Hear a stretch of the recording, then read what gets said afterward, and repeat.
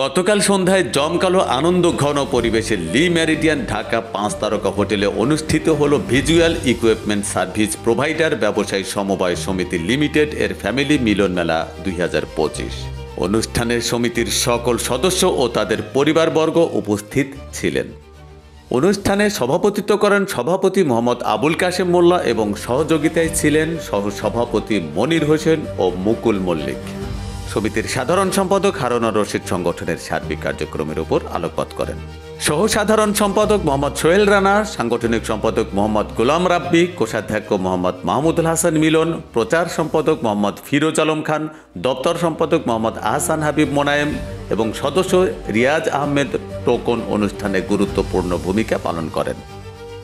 এছাড়াও কার্যনির্বাহী সদস্য মোহাম্মদ মামুনুর রশিদ, রফিকুল ইসলাম রাফিন, মোহাম্মদ বাশার এবং মোহাম্মদ নেসার উদ্দিন উপস্থিত থেকে অনুষ্ঠানকে প্রাণবন্ত করে তোলেন।